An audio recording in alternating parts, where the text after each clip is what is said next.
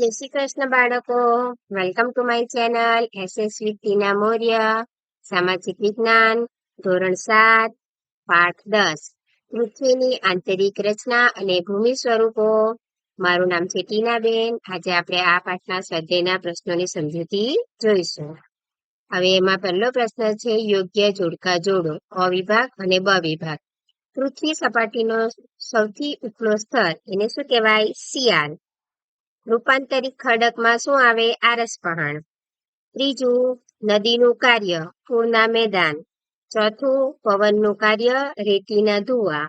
અને પાંચમું હિમ નદીનું ઘસારાત્મક સ્વરૂપ એટલે ગોળાશ્મિ. હવે બીજો બ છે ખાલી જગ્યા પૂરો. પહેલી ખાલી જગ્યા, પૃથ્વીનો સૌથી આંતરિક સ્તર ખાલી જગ્યા નામે ઓળખાય. તેના ખાલી જગ્યામાં જવાબ આવશે ભૂગર્ભ. બીજી ખાલી જગ્યા, અનાજ પીસવા માટે ખાલી જગ્યા પથ્થરનો ઉપયોગ થાય છે. તો બીજી ખાલી જગ્યાનો જવાબ છે ગ્રેનાઇટ. ત્રીજું, ભૂકવચની નીચે જે સ્થાને કંપનની શરૂઆત થાય છે તેને ખાલી જગ્યા કેન્દ્ર કહે છે. તો તેને ઉદ્ગમ કેન્દ્ર કહે છે. ચોથી ખાલી જગ્યા, સમુદ્ર મોજાના ઘસારણથી દિવાલ જેવા રચાતા ભૂ સ્વરૂપને ખાલી જગ્યા નામે ઓળખવામાં આવે છે. તો એનો જવાબ આવશે સ્ટેક. પાંચમી ખાલી જગ્યા, પવનની ગતિ ઘટતા માટીના કણ જમીન પર પથરાય તેને ખાલી જગ્યા કહે છે. એનો જવાબ છે ધુવા. હવે પ્રશ્ન નંબર 2, નીચેના પ્રશ્નોના ઉત્તર એક વાક્યમાં આપો. પહેલો સવાલ, શિયાળ સ્તર મુખ્યત્વે કયા ખનિજ તત્વોનું બનેલું છે? જવાબ, શિયાળ સ્તર મુખ્યત્વે સિલિકા અને એલ્યુમિના જેવા ખનિજ તત્વોનું બનેલું છે. એનાથી વિશેષ, તેથી તેને શિયાળ એટલે કે સી એટલે સિલિકા અને એલ એટલે એલ્યુમિનિયા કહેવામાં આવે છે. બીજો સવાલ છે, ખડકોના મુખ્ય 3 પ્રકારો જણાવો. એનો જવાબ છે, ખડકોના મુખ્ય 3 પ્રકારો આ પ્રમાણે છે: અગ્નિકૃત ખડકો, જળકૃત કે પ્રસ્તર ખડકો અને રૂપાંતરિત ખડકો અથવા વિકૃત ખડકો. ત્રીજો સવાલ છે, આંતરિક અગ્નિકૃત ખડકો એટલે શું? પૃથ્વી સપાટી નીચે ક્યારેક ભૂકવચની અંદર ઊંડાણમાં મેગ્મા લાવારસ ઠરવાથી રચાતા નક્કર અગ્નિકૃત ખડકોને આંતરિક અગ્નિકૃત ખડકો કહે છે. પૃથ્વીના ભૂગર્ભની આંતરિક ગરમીને કારણે અહીં મેગ્મા ઠરવાની ક્રિયા ધીમે ધીમે થાય છે. તેથી આ ખડકોમાં મોટા કદના સ્ફટિક કણો હોય છે. ગ્રેનાઇટ આ પ્રકારનો ખડક છે. ચોથો સવાલ, આંતરિક બળ એટલે શું? ભૂતકતી એટલે કે પ્લેટની વર્તુળાકારે થતી ગતિને કારણે પૃથ્વીની સપાટી પર પરિવર્તન થાય છે. ભૂકતી પ્લેટની ગતિને ઉત્પન્ન કરનારું જે બળ પૃથ્વીના આંતરિક ભાગમાં નિર્માણ પામે છે તેને આંતરિક બળ એટલે કે ઇન્ડોજેનિક ફોર્સ કહે છે. પાંચમો સવાલ, જળપ્રપાત કોને કહે છે? જેનો જવાબ છે, નદીનું પાણી તેના માર્ગમાં કોઈ નક્કર ખડક પરથી સીધી ઢોળાવવાળી ખીણમાં કે નીચાણવાળી ભૂમિ પર વેગ સાથે પછડાય તો તેને જળધોધ કહે છે. જળધોધની ઊંચાઈ અને વેગની તીવ્રતા ખૂબ વધુ હોય તો તેને જળપ્રપાત કહે છે. હવે ત્રીજો પ્રશ્ન છે, ટૂંકનોંધ લખો. પહેલી ટૂંકનોંધ છે શિયાળ અને સીમા. પૃથ્વી સપાટીનો સૌથી ઉપલો પાતળો સ્તર મુખ્યત્વે સિલિકા એટલે કે રેતી અને એલ્યુમિના એટલે કે એલ્યુમિનિયમ જેવા ખનિજ દ્રવ્યોનો બનેલો છે. તેથી તેને શિયાળ કહેવામાં આવે છે. શિયાળની નીચેના સ્તર મુખ્યત્વે સિલિકા અને મેગ્નેશિયમનો બનેલો છે. તેથી તેને સીમા, એસઆઈ એટલે સિલિકા અને એમએ એટલે મેગ્નેશિયમ કહેવામાં આવે છે. બીજી ટૂંકનોંધ છે, પવનનું કાર્ય સદગત સમજાવો. રણ પ્રદેશમાં પવન એ ઘસારણ અને નિક્ષેપણનું મુખ્ય પરિબળ છે. રણ પ્રદેશમાં પવન ખડકોના ઉપરના ભાગની સરખામણીએ નીચેના ભાગને સરળતાથી વધારે અને ઝડપથી ઘસે છે. પરિણામે આ ખડકોનો નીચેનો ભાગ સાંકડો અને ઉપરનો ભાગ વિશાળ બને છે. તેથી આ ખડકો છત્રીના આકાર જેવો વિશિષ્ટ આકાર ધારણ કરે છે, જેને ભૂચક્ર ખડક કહે છે. રણ પ્રદેશમાં પવન તેના વેગ સાથે રેતીને એક જગ્યાએથી બીજી જગ્યાએ લઈ જાય છે. જ્યારે પવનનો વેગ મંદ પડે છે ત્યારે ઉડીને આવેલી રેતી જમીન સપાટીના કોઈ ભાગ પર જમા થતા રેતીની ટેકરીઓ બને છે, જેને રેતીના ધુવા કહે છે.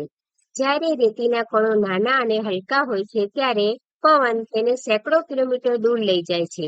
આ રીતે પવનથી દૂર દૂર ખેંચાઈ આવેલા રેતીના કણો વિશાળ વિસ્તાર પર પથરાઈ જતા સમથળ મેદાન બને છે, જેને લોએસનું મેદાન કહેવામાં આવે છે. ચીનના વાયવ્ય ભાગમાં આ પ્રકારનું મેદાન આવેલું છે. ત્રીજી ટૂંકનોંધ: રૂપાંતરિત ખડક સ્ર-દ્રષ્ટાંત સમજાવો. ઊંચું તાપમાન અને અતિશય દબાણના કારણે અગ્નિકૃત અને જળકૃત ખડકોના કણ રચના, સ્તર રચના, બંધારણ, રણ વગેરે મૂળભૂત ગુણધર્મો રૂપાંતર પામીને જે ખડકો બને છે તે રૂપાંતરિત ખડકો કહેવાય છે. દાખલા તરીકે ચીકણી માટી સ્લેટમાં અને ચૂનાના પથ્થર આરસ પહાણમાં રૂપાંતરિત થઈ ફેરવાઈ જાય છે. આ ઉપરાંત રૂપાંતરિત ખડકોમાંથી ક્વાર્ટઝાઇટ, ગ્રેફાઇટ, હીરા વગેરે મળી આવે છે. ચોથો પ્રશ્ન: નીચેના પ્રશ્નોના ઉત્તર આપો. એમાં પહેલો સવાલ: પૃથ્વીની આંતરિક રચના આકૃતિસર સમજાવો. પૃથ્વી ડુંગળીની જેમ એક ઉપર એક સ્થળથી ગોઠવાયેલ અનેક સ્તરોની બનેલી છે. પૃથ્વી સપાટીના સૌથી ઉપલા સ્તરને ભૂકવચ કહે છે. તે સૌથી પાતળી સ્તર છે. તે ભૂમિખંડ ઉપર આશરે 35 કિલોમીટર સુધી હોય છે. ભૂમિખંડની સપાટી મુખ્યત્વે સિલિકા અને એલ્યુમિનિયમ જેવા ખનિજ દ્રવ્યોની બનેલી છે. તેથી તેને સિયાલ કહેવામાં આવે છે. આ એની આકૃતિ છે. આકૃતિ દોરવા જ પડે ટૂંકનોંધમાં જો આકૃતિ પૂછી હોય તો, અને તેના દરેક સ્તરને પોપડો, મેન્ટલ, બાહ્ય ભૂગર્ભ, આંતરિક ભૂગર્ભ અને એના આકારો વ્યવસ્થિત દોરવા પડે. હવે સિયાલની નીચેનો સ્તર મુખ્યત્વે સિલિકા અને મેગ્નેશિયમનો બનેલો છે. તેથી તેને સીમા કહેવામાં આવે છે. સીમાની બરાબરની નીચે મેન્ટલ છે. તે આશરે 2900 કિલોમીટરની ઊંડાઈ સુધી ફેલાયેલ છે. પૃથ્વીનું સૌથી આંતરિક સ્તર ભૂગર્ભ છે. તેની ત્રિજ્યા આશરે 3500 કિલોમીટર જેટલી છે.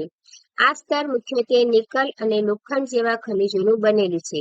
તેથી તેને ની એટલે નિકલ અને ફે એટલે ફેરસ કહેવામાં આવે છે. કેન્દ્રીય ભૂગર્ભમાં તાપમાન, દબાણ અને પદાર્થોની ઘનતા ખૂબ જ વધુ હોય છે. હવે બીજી ટૂંકનોંધ: ખડકોના પ્રકાર ઉદાહરણ આપી સમજાવો. નિર્માણ ક્રિયાના આધારે ખડકોના મુખ્ય પ્રકારો આ પ્રમાણે પડે છે: અગ્નિકૃત ખડકો, જળકૃત કે પ્રસ્તર ખડકો અને રૂપાંતરિત અથવા વિકૃત ખડકો. હવે સૌથી પહેલા અગ્નિકૃત ખડકો. જ્વાળામુખીના વિસ્ફોટન વખતે પૃથ્વીના પેટાળમાં રહેલો ગરમ મેગ્મા લાવારસ, ભૂરસ પોપડામાં જ અથવા પૃથ્વીની સપાટી પર પથરાય છે. આ મેગ્મા ઠંડો પડતા જે ખડક બને છે તે અગ્નિકૃત ખડક કહેવાય છે. અગ્નિકૃત ખડકના બે પેટા પ્રકાર છે: બાહ્ય અગ્નિકૃત ખડકો અને આંતરિક અગ્નિકૃત ખડકો. જ્વાળામુખીય પ્રસ્ફોટન સમયે પૃથ્વીની સપાટી પર બહાર ફેંકાયેલા અને ઝડપથી કરીને નક્કર બનેલા લાવારસના ખડકોને બાહ્ય અગ્નિકૃત ખડકો કહે છે. આ ખડકોની સંરચના ખૂબ નાની દાણાદાર હોય છે. બેસાલ્ટ એ બાહ્ય પ્રકારના ખડકનો ઉત્તમ દ્રષ્ટાંત છે. પૃથ્વીના પેટાળમાં રહેલો મેગ્મા અથવા લાવારસ જો પૃથ્વીના પેટાળમાં કે ભૂકવચની અંદર વધુ ઊંડાઈએ ઠરી જાય તો તે સ્થાને રચાયેલા નક્કર ખડકોને આંતરિક અગ્નિકૃત ખડકો કહે છે.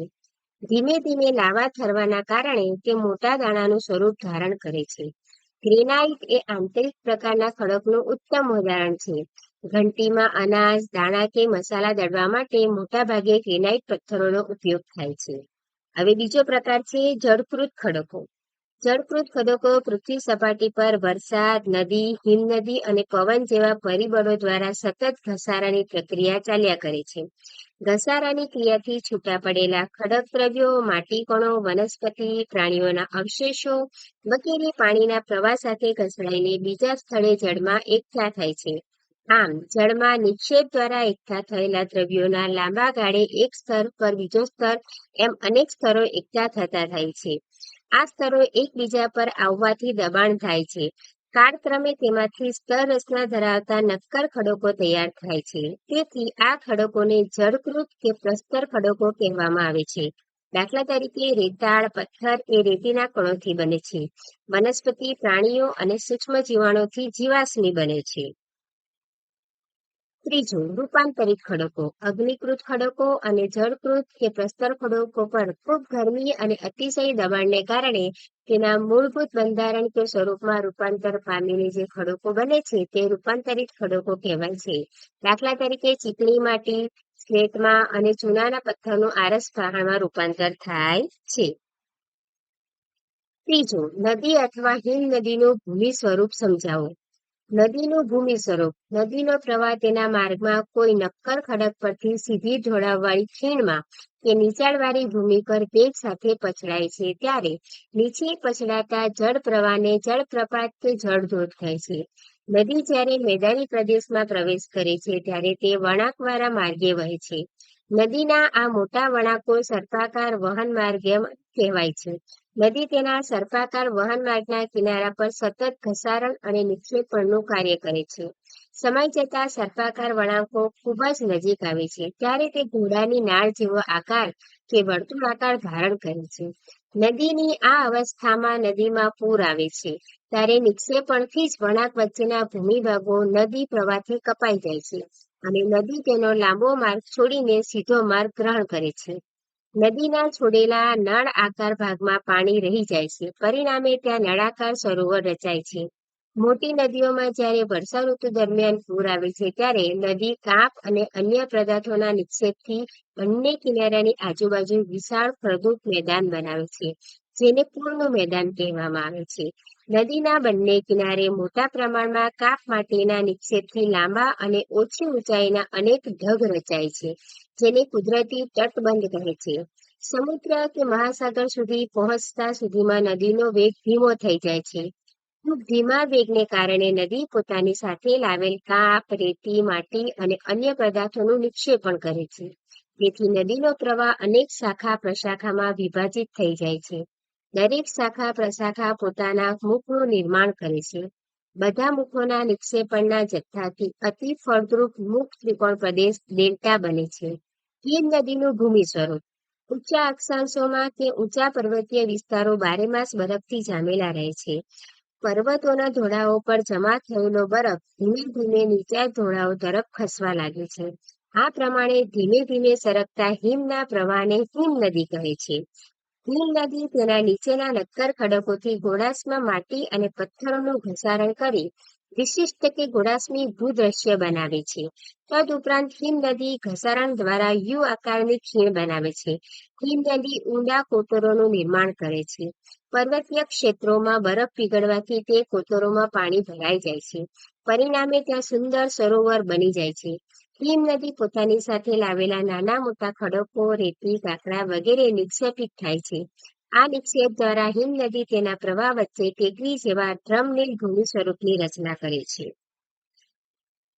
થેન્ક યુ બાળકો. જો તમને મારો વિડીયો ગમ્યો હોય તો લાઈક, શેર અને સબસ્ક્રાઇબ કરશો.